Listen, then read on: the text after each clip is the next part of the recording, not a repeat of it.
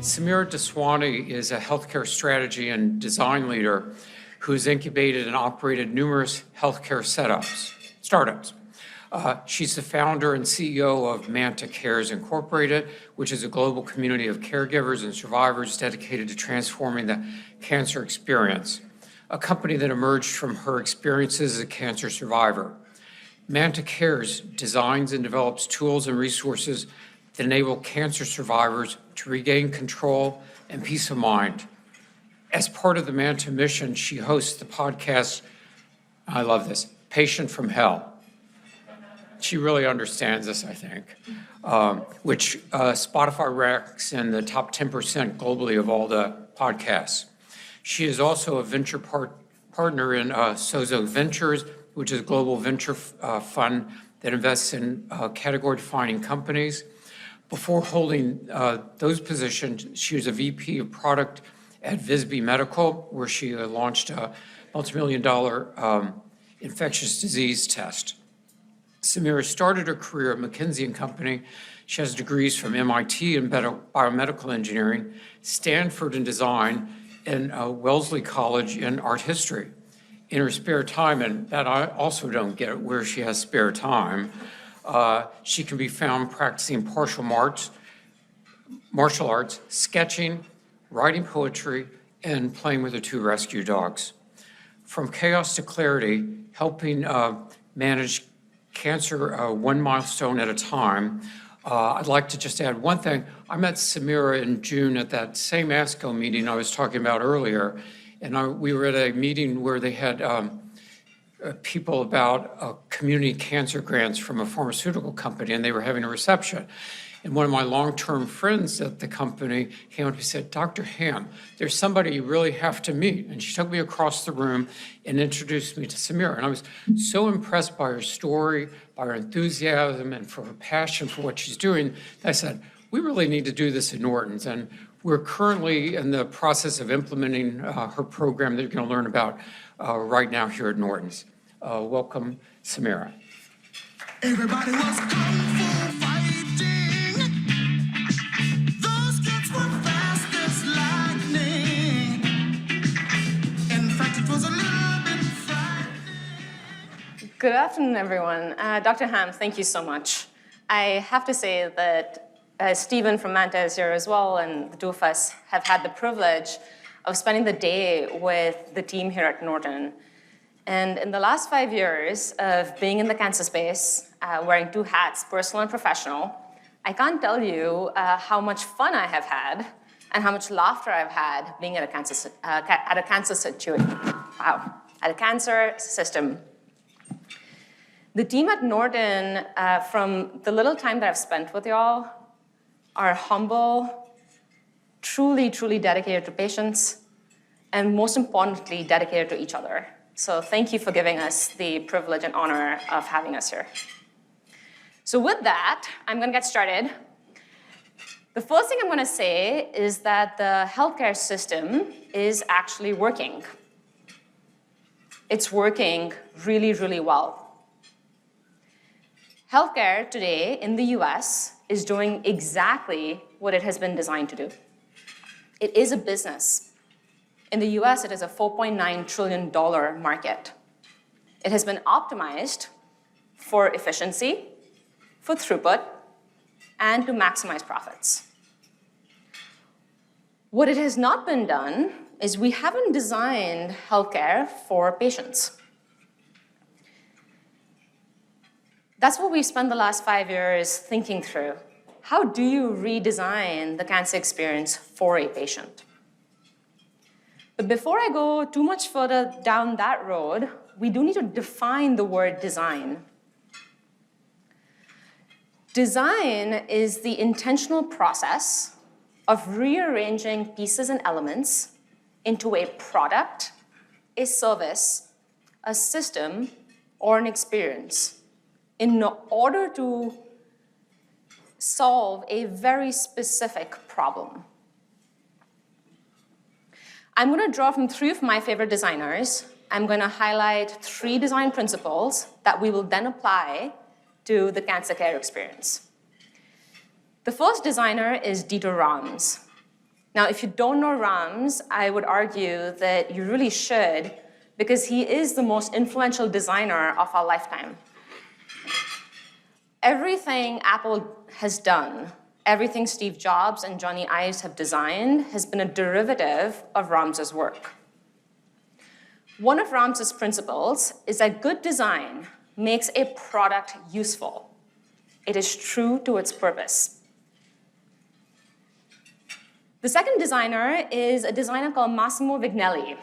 He is known for designing the Vignelli map, also known as the New York City subway map. His principle is that good design orients you, and it takes you where you need to go. The third designer is Mies van der Rohe, who is known as the creator of the modern-day skyscraper. He is most famous for the words, "less is more." But the principle behind that is that good design focuses on essentials. It is honest, it is direct, and it is transparent. Now we're going to reimagine the cancer experience using the three principles that I just highlighted. The first principle, coming from Rams, is that good design makes a product useful. It is true to its purpose. There are two parts of that statement, purpose and usefulness. The thing that is underlying both of those words is the skill of empathy. Now, I know at least 20 people in this room, and having known y'all for a hot second, I believe with my full heart that there is empathy coming out of every pore of your beings. But if you're gonna bear with me, I'd like you to do an exercise with me. I know you're eating, so 30 seconds, I promise. If you can close your eyes. I want you to imagine that you and one other person in your life are on a treacherous hike. You've been on this for a few hours. It's starting to get cold. It's starting to get dark. Your legs are a little tired. You begin to realize that you no longer know where you are. You're a little lost. You don't know how to get out and go back to home base. You pull out your phone, there's no internet access. You have no map, and you have no tools. You can open your eyes. That is what it feels like to go through cancer. I got diagnosed a few weeks after I turned 30. I got diagnosed with early stage triple positive breast cancer. And over the course of 18 months, I had 123 appointments. I had 14 clinicians, 7 biopsies, 5 ER visits. I had 2 insurance plans. That was really fun. And 18 infusions. Now, I am incredibly privileged. I have studied science and engineering. I have worked in healthcare. I've worked in oncology prior to being a patient. And more than that, oops, other direction. There we go. More than that, my family showed up. My parents flew in from India. My siblings were there, and my now husband, then boyfriend, also showed up in full force.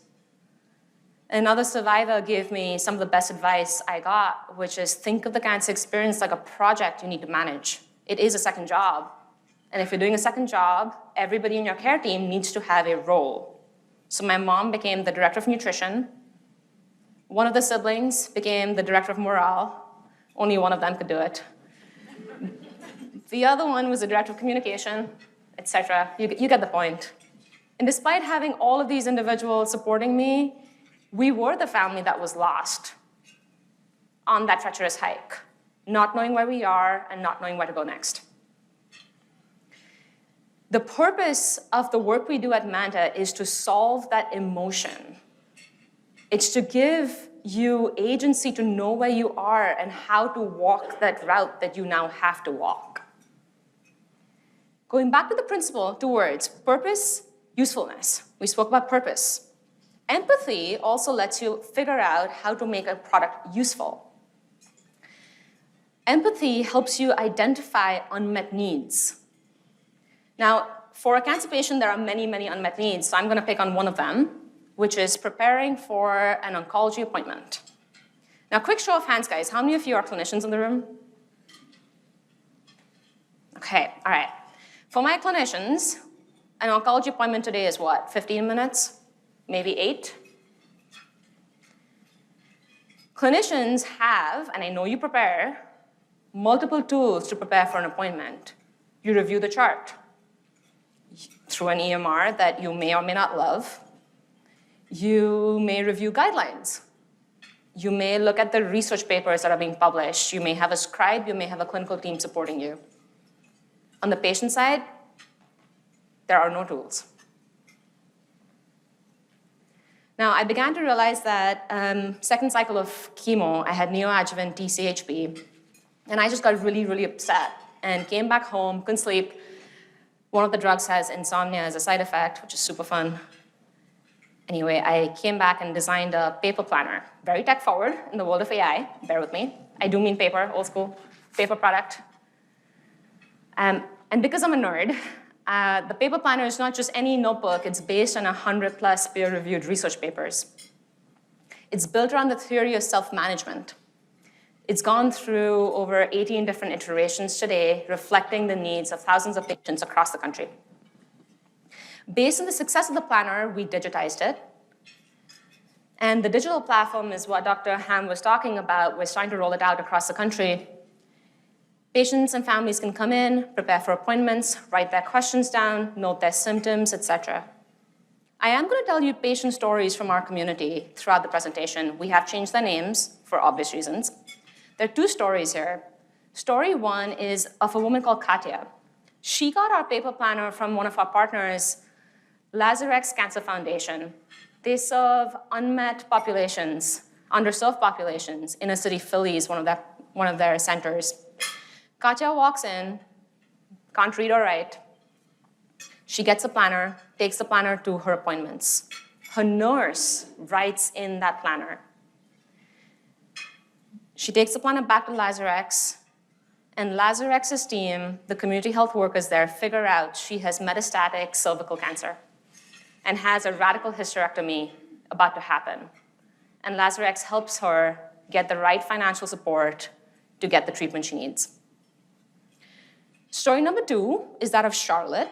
Charlotte is the spouse of a patient who got diagnosed with metastatic castrate-resistant prostate cancer.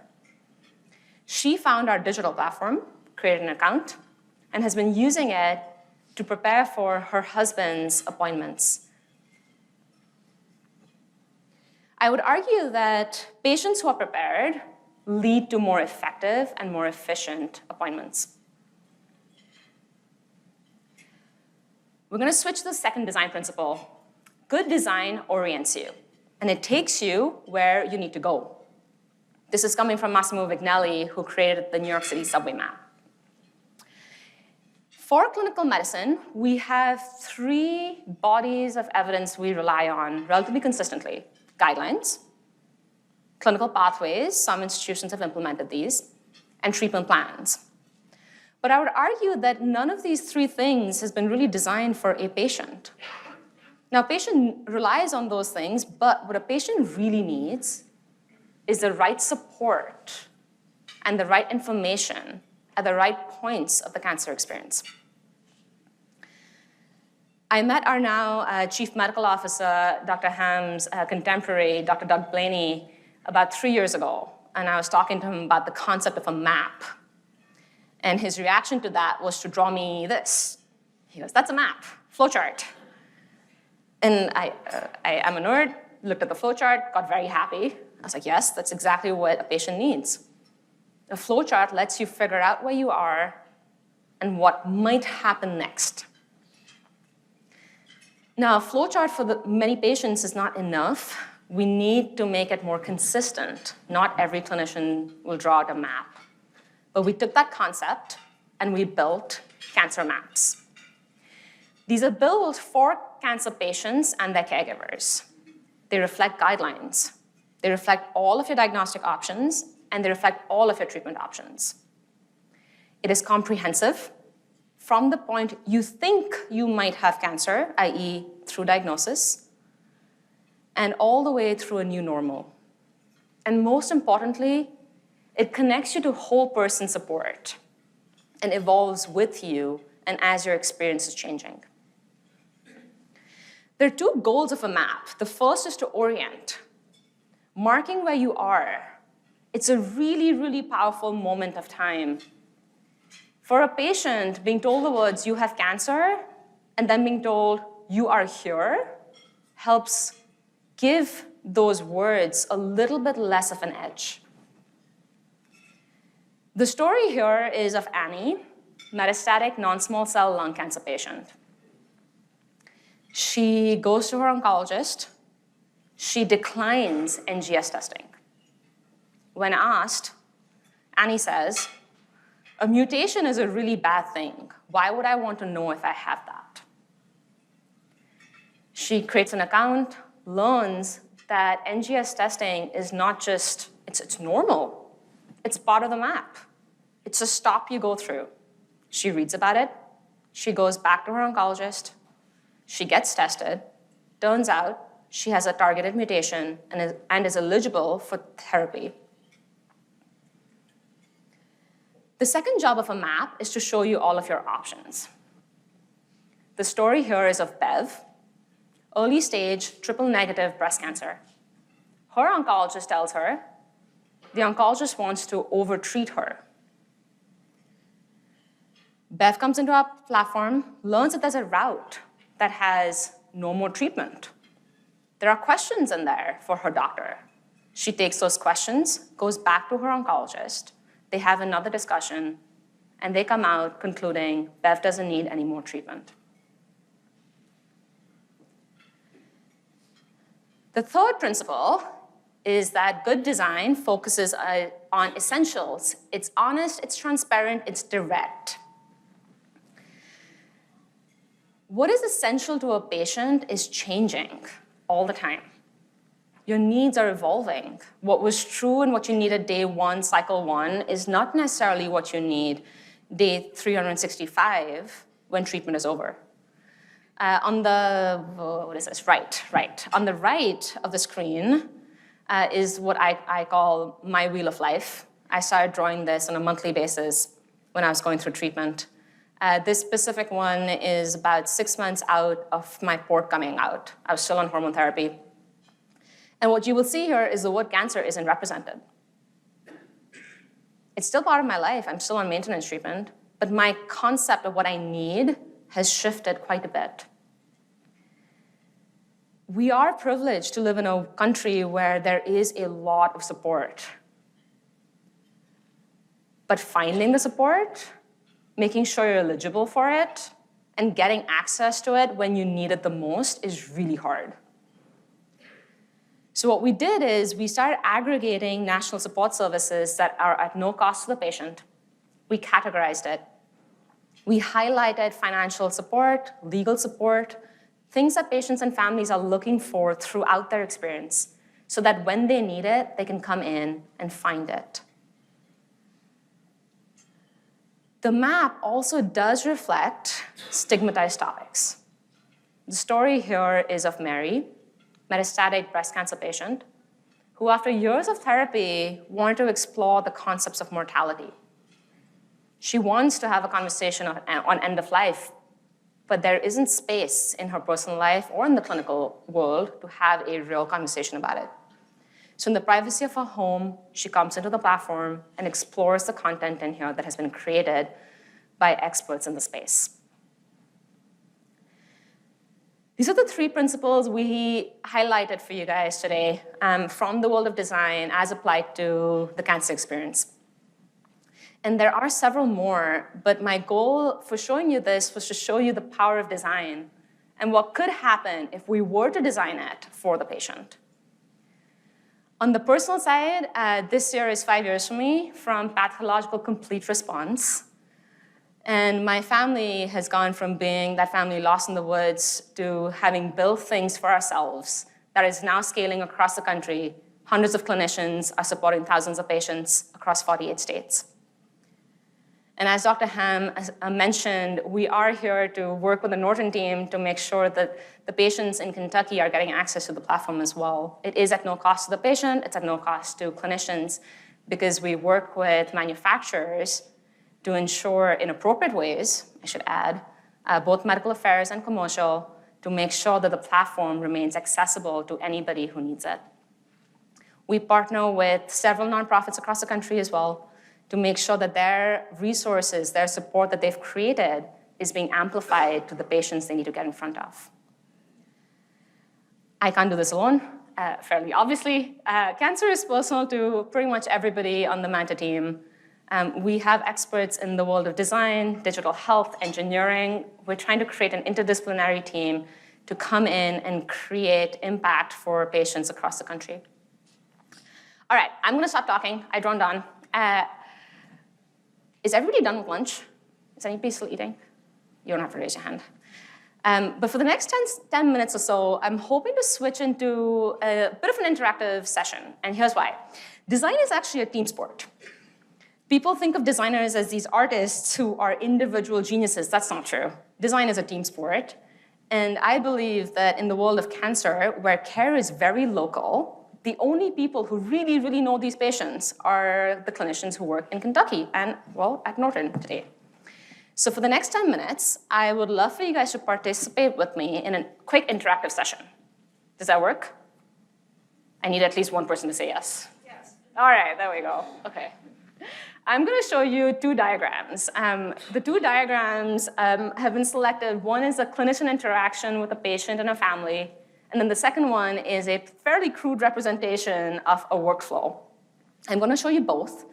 The question for you is, if you had to redesign either of them, or both, what problem would you solve, and how would you redesign it?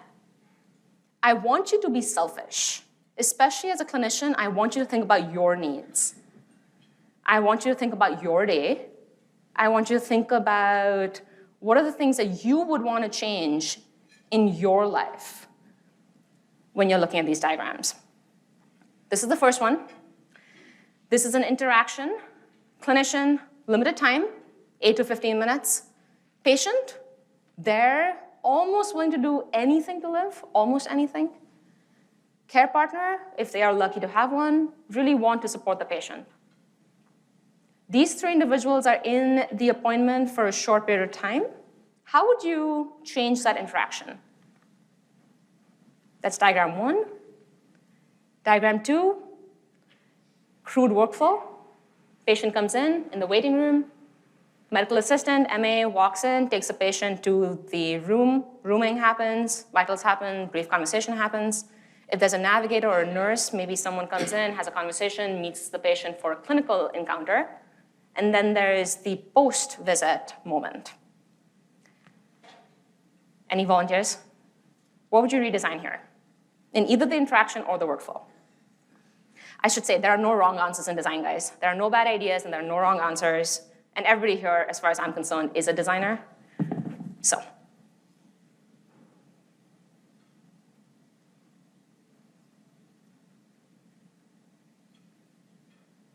Yes, ma'am. If I could ask for anything, it would be more time for the patient to have with a clinician. Can you introduce yourself too? Sorry. Yeah, I'm Susan Hafner. I am a pediatrician by training, but have a husband with cancer. And the limited amount of time is difficult. First, he sees a nurse practitioner, explains everything to them. They leave, the doctor comes in, he either explains it again, or a very limited time. So in a perfect world, and I know the world's not perfect, it'd be more clinician-patient time. Can I ask you a follow-up? Let's say you had unlimited time. What would you want?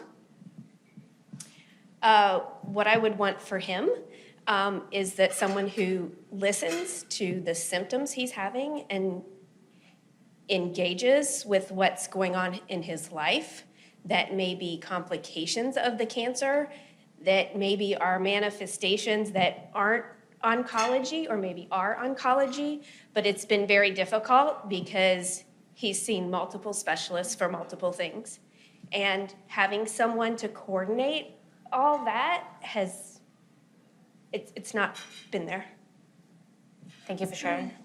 And the other thing is, when we talk about, sorry. No, keep going. This is that, you, thank you. When we talk about giving patients information, sometimes he gets very frustrated because he says, they're the doctor. I want them to tell me what they would recommend. I don't know what choice to make if I have multiple treatment options. I have no way of knowing what that should be. I want someone who will guide me more, not leave all the decisions up to me. Thank you. And so that's some of the frustration. So 3 things. I heard time. If you had more time, you would spend it wanting to feel seen. You want him to feel seen as a whole person, not just the symptoms, but also what might be happening in his personal life. And then you also mentioned that decisions, you want someone to help guide you a little bit more to point out the route that they might recommend. Okay.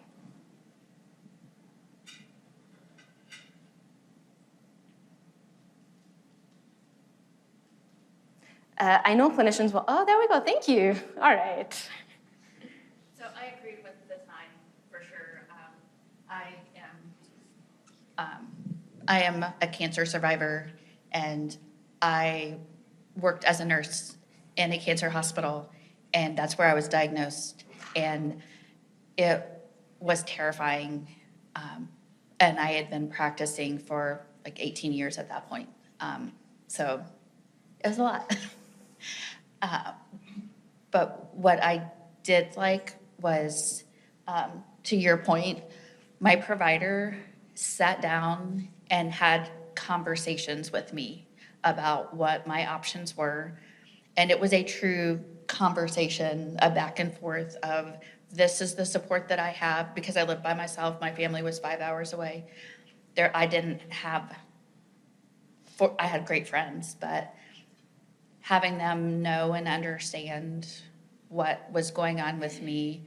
And I was able to have my sister on the phone call with me. She's also a nurse, and she couldn't be there, but she was able to listen in, and the doctor answered every single one of her questions without batting an eye. And when she asked follow-up questions or repeated one, he took the time to answer them. I don't know if he had the time, but he did it. But like I said, it was the conversation and the interaction that meant the most to me, and understanding the why. Why do I need to do surgery and then chemo, or why do I need to do things in this order? When people understand the why, they're much more likely to, 1, engage, but 2, continue to follow through. Thank you for sharing. So we're hearing, just to synthesize so far, we're hearing more time spent guiding a little bit more on the decision. Also explain the why. Why this route, why this sequence, why this decision. I'm also hearing spending time identifying support you might need in order to manage what's about to happen. And I think there was a third in there, which was listening to your sister.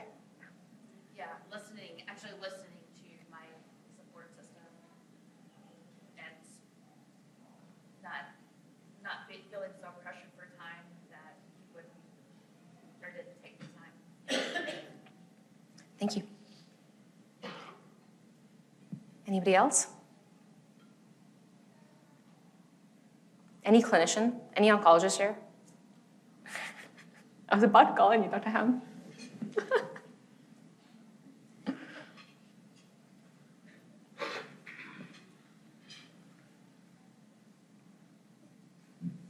Time is always great, but I would like the ability to somehow focus on what's critical and important decision-making at that moment, because often things wander off in lots of directions, and some of that's important, but it also distracts from kind of the importance of that day or what needs to be done. So something that helped both parties kind of focus on the important things. Thank you. That feels very, Dr. Ham, you're definitely a designer with that comment, because that feels very clarifying. Because what you just said has been one of the things we have heard pretty consistently from both parties. It's like, in the world of design, there's a principle called jobs to be done. What is a job to be done with this appointment? What is the one or two things that we have to really get to in order for us to make sure that care is moving along, is what I'm hearing from you. What about in the workflow?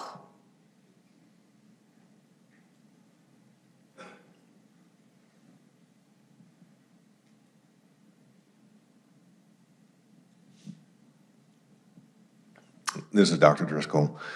I will say sometimes with our patients, the least amount of time that they spend during the entire time they walk through the door till the time they walk out is with me.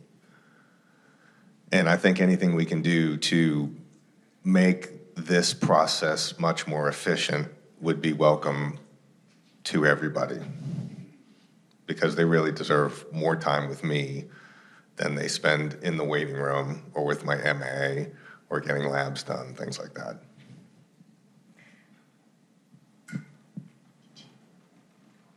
I'm okay without the mic, I'll overwhelm it. So, one thing that I've found is helpful with patients is, as you mentioned, setting out that map.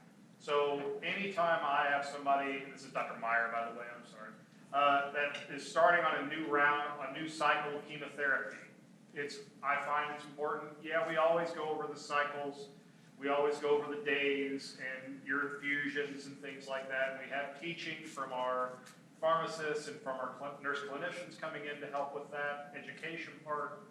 I find it's always important I tell them that you have to do 4 things to stay out of the hospital. You have to eat and drink, and you have to pee and poop. If you're not doing those 4, you're gonna wind up in the hospital. And so it's amazing, after I started being really not subtle about those 4, how often patients are making it through that extra cycle of chemo. How many times patients are maybe calling ahead of time saying, after I tell them, don't expect this to be like in the movies. You shouldn't be in the hospital if you're on chemo. After that information comes through and we kind of overcome some of these societal expectations for what chemotherapy and treatment is supposed to be, how they kind of perform a little bit better as kind of we expect that they should. I love that simplicity. I love the eat, drink, sleep, poop. Is that right? No, pee, poop. No sleep. Okay. Got it. Hi, so I'm not a clinician, but I'm just thinking of this workflow that you have up there from like a patient perspective. And to me, it feels like I'm going to a meeting, right? I'm going to a meeting with my oncologist. So for me, when it helps, when I have a meeting, is to know what's the agenda so I can come prepared. So are there any tools that we can do before the visit even happens? Say, hey, this is the purpose of this visit. We are gonna review scans, you might get labs, this is the itinerary, this is what's gonna happen, so it gets patients the opportunity to think of those questions in advance. They can share it with their family. I don't know, I don't know if that exists already, but I think that would help you get in the right frame of mind, like, oh my gosh, what are they gonna talk to me about? Am I getting labs? Like, who am I meeting with? Making sure they have all of that information before they arrive. Thank you for sharing that. You just described one of my personal dream states.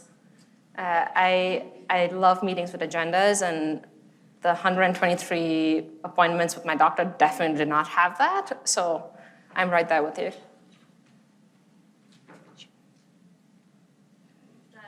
The purpose is a very important and part of what, to me, it's not the flow that's the problem, it's the purpose. Because as a patient, and I hear this all the time, oh, well, I'm going to see my doctor tomorrow. Where the reason you were seeing your doctor tomorrow was to do this quick little 5-minute follow-up. It wasn't to talk about the 15 things. They're not expecting you to come talk about 15 things. So we need to regroup on that. Or the patient feels terrible, but they don't want to go to the emergency room because then they have to pay a copay at the emergency room when, oh, well, I got an appointment with Dr. Driscoll tomorrow, so I'll just deal with this tomorrow. Never mind the fact that I'm septic and sick as crap and should be in the hospital. So that pulls more time for Dr. Driscoll to deal with and address me getting admitted to the hospital.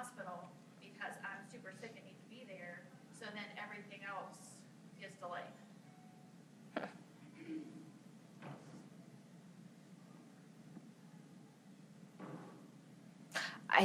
You're spot on. Dr. Driscoll, do you have a response? She's my oncologist, so I'm taking her hand. That's okay. I think you can handle it in the 30 seconds I've met. But, I mean, how many times does that happen, though? You have somebody who comes in and like, why would yeah, exactly, so.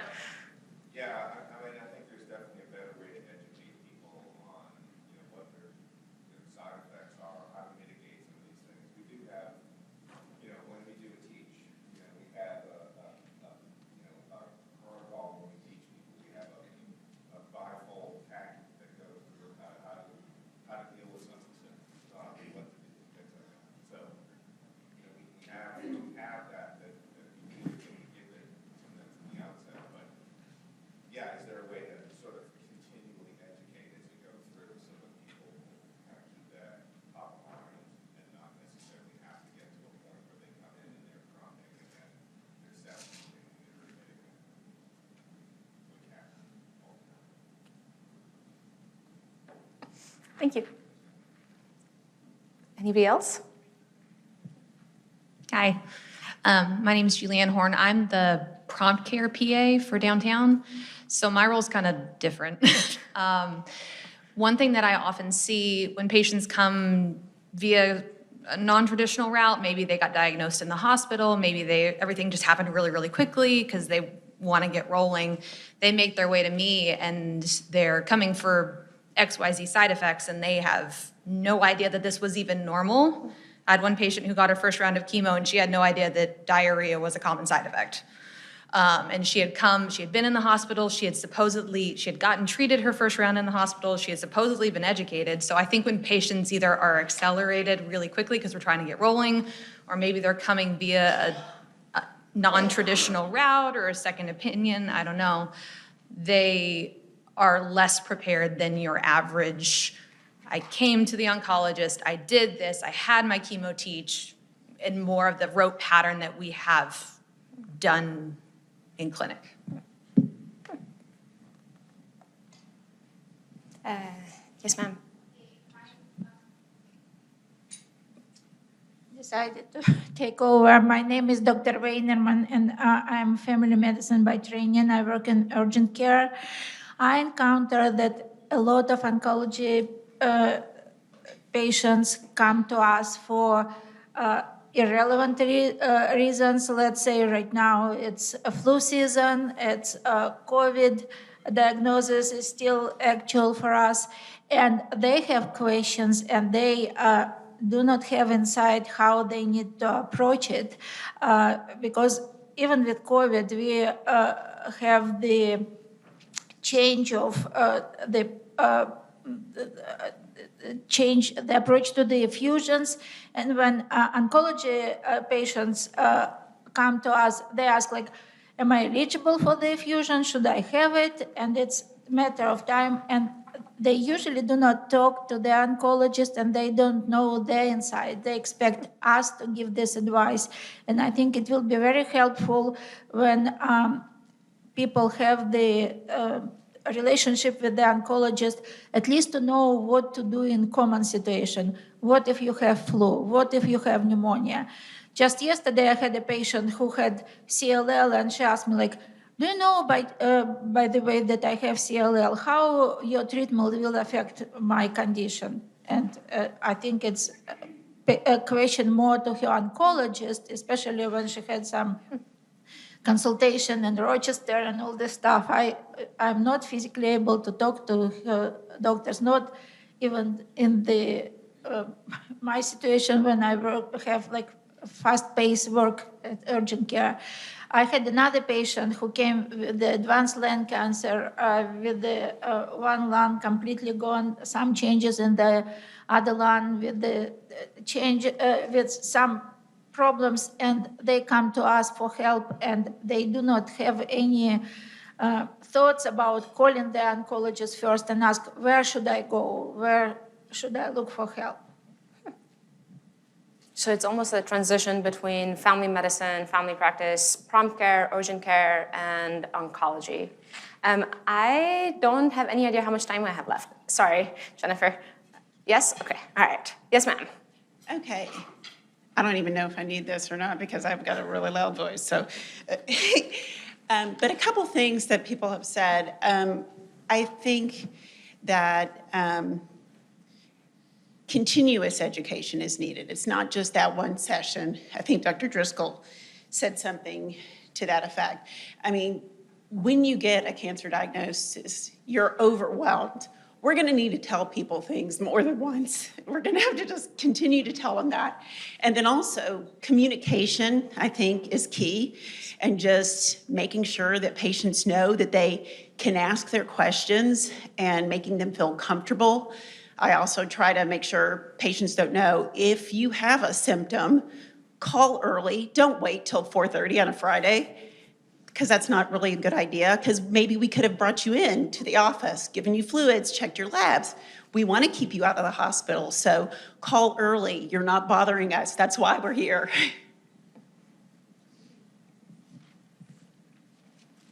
Yes, ma'am.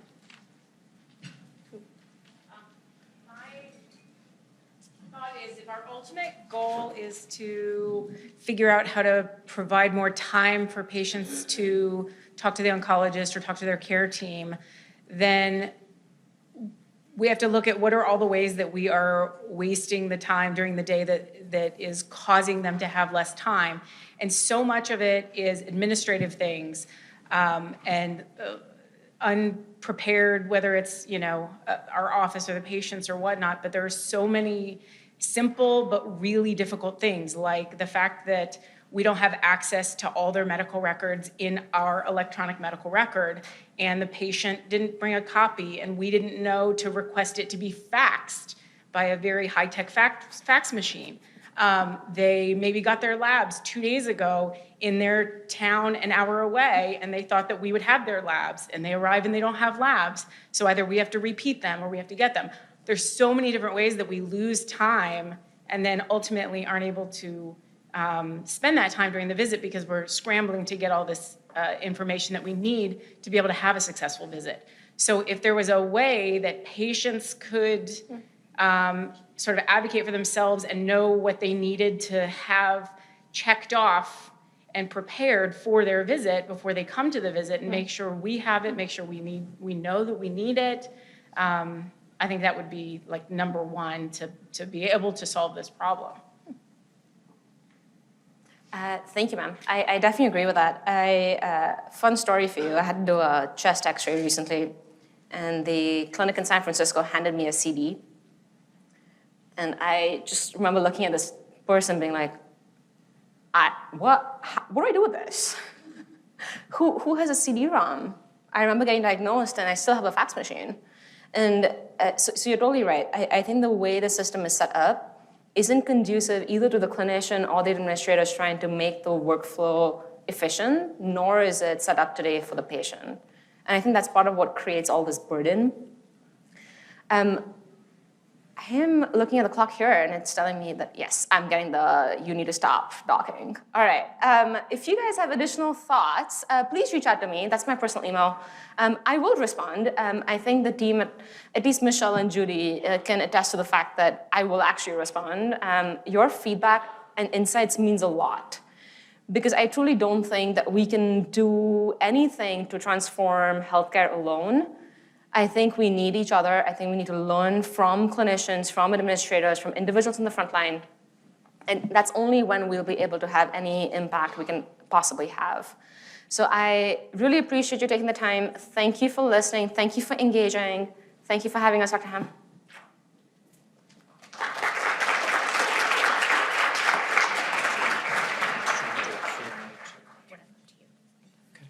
Thank you very much, Samira. We do have a few minutes just for general questions about what Dr. Samira's talked about. Any general questions? Or more discussion? Yes.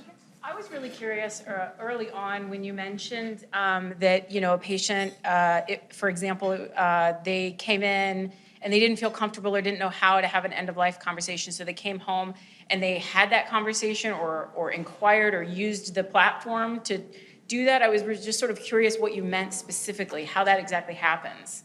So the way our platform is designed, when a patient or a family member comes in, they create an account, so it's HIPAA compliant, but we know where they're engaging in the platform.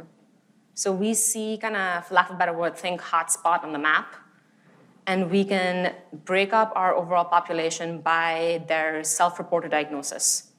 So that's how we know that we have patients in there who are using certain parts of the map, and that's how we know that they're spending time on end-of-life areas. So are they reading about? Yes, ma'am. Okay. Correct. Like an AI conversation with a. We are piloting an AI conversation soon. So if you want, I can show that to you. But what I'm showing you right now is through interaction with the system, with the map.